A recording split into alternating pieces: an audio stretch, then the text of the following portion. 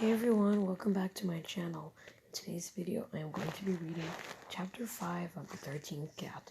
Okay, we'll get started now. Hope you're having a great morning, by the way. Okay, Chapter 5. I poked around the house for a few hours, entertaining myself by texting my friends who were dying of boredom at summer camp.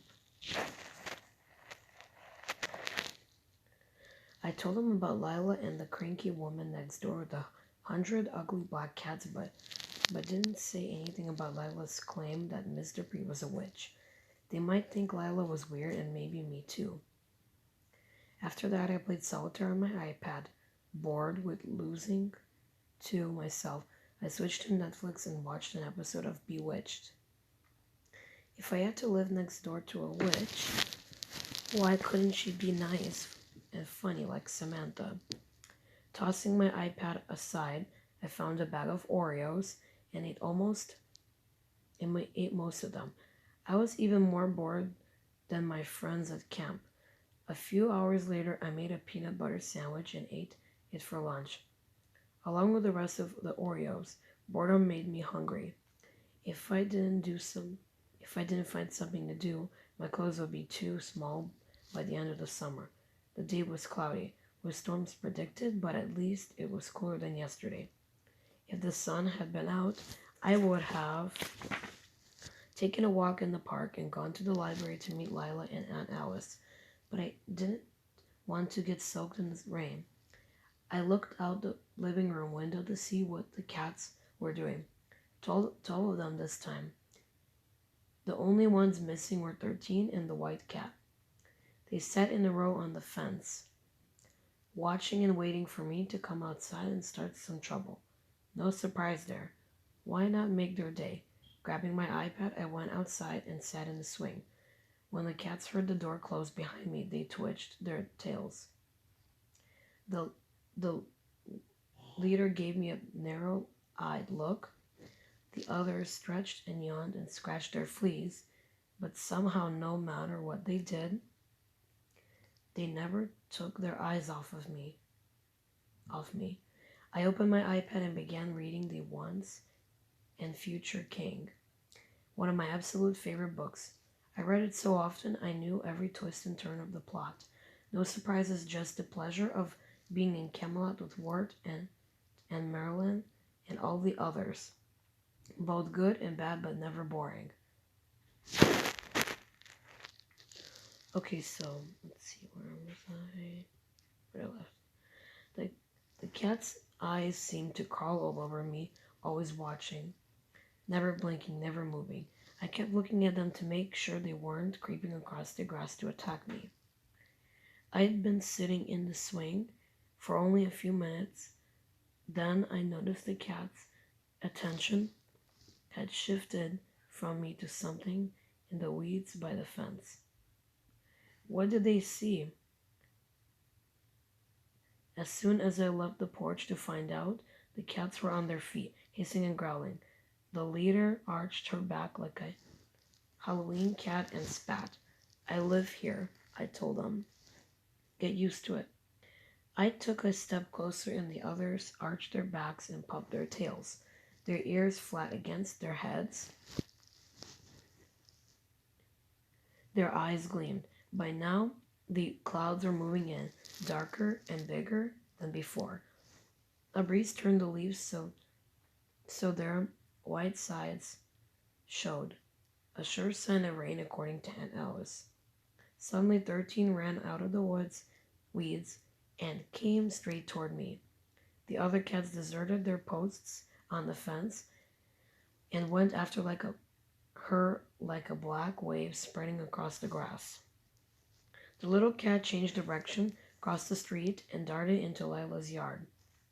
Instead of chasing her, the cats ran back under the fence and disappeared into Miss Dupree's yard, yowling as if they were telling her that 13 was on the run again. I followed the cat into Lila's yard, frantic to rescue her.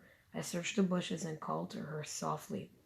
At last, in the shadows under the back porch, I saw her eyes shining in the dark. Slowly she crept toward me, her belly to the ground, Her big ears twitched this way and that as if she were listening for the other cats. Good girl, good girl. I held out my hand. Her nose moved slowly across my palm as if she were reading a book.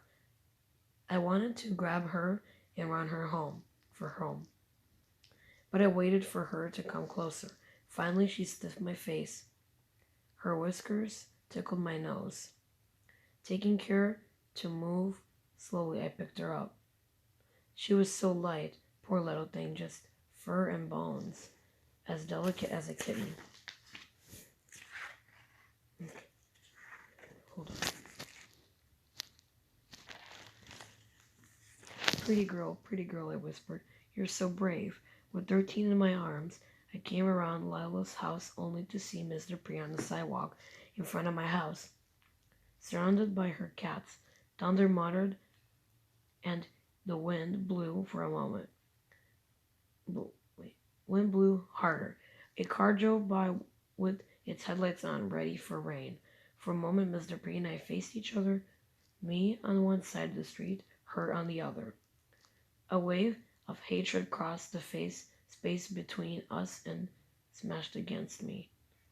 Overhead, thunder boomed, and I took a few steps back. Give me the cat, Zoe, Miss Dupree said. We've been through this before. No, I held 13 tighter. I'll never let you have her. Before I knew that what was happening, Miss Dupree was right in front of me, reaching for the terrified cat. Just as her long fingernails sank into 13's neck, I ducked away from her and ran like I never run before. She would absolutely not get 13 or me. Miss Dupree came after me, shouting in a language I'd never heard. Her cats ran ahead of her and darted around in between my legs, trying to trip me. I kicked them away, with 13 clinging to my shoulders. I was unstoppable. The rain hit the ground like BBs from an air rifle, and a jagged bolt of lightning flashed across the sky, leaping from one towering cloud to another. I made it up the steps just ahead of Miss Dupree. She was so close I heard her gasping for breath, sure that she'd grab me at any moment. I opened the front door, dashed inside, and slammed it shut. Oops, sorry. A moment. With shaking fingers, I bolted it against her. Miss Dupree pounded on the door. Give me my cat. You have no idea how sorry you'll be if you don't. Terrified, I dashed upstairs and locked 13 and me in my bedroom. The cat rubbed against my legs and purred so loudly she almost drowned out Miss Dupree's shouts. I sank down on the floor beside 13. She climbed into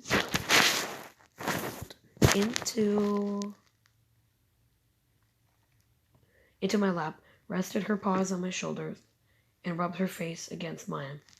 I don't know how I get away from her, I told the cat. She was so close I thought she'd grab you like she did before. I shut my eyes and shook so hard my bones rattled. 13 stared at me with shining eyes and purred. You know I saved you, don't you?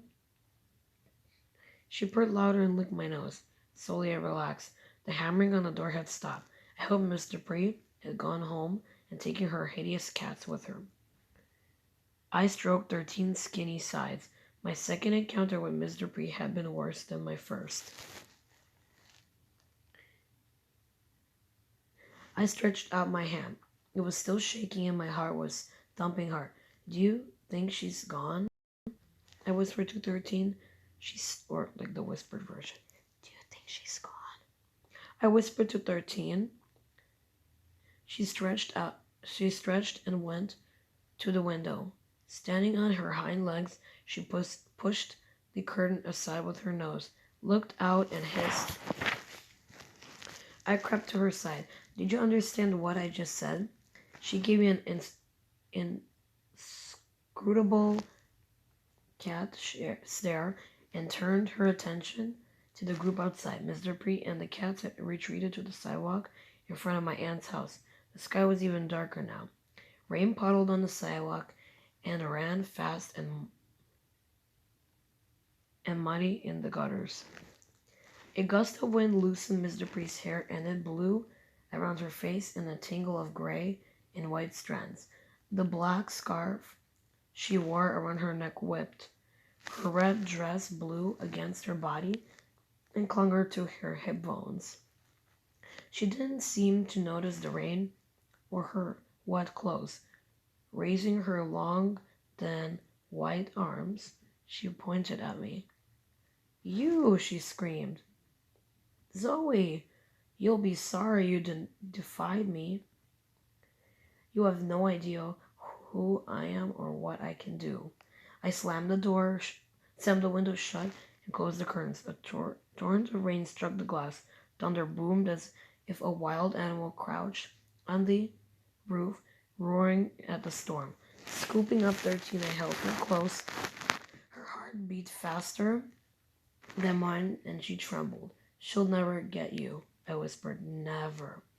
I pulled the back corner of the curtain and looked out. Miss Dupree and the cats were gone. The street was a river. Small branches and leaves floated past, spinning in the current. The trees swayed their branches, flailing in the wind.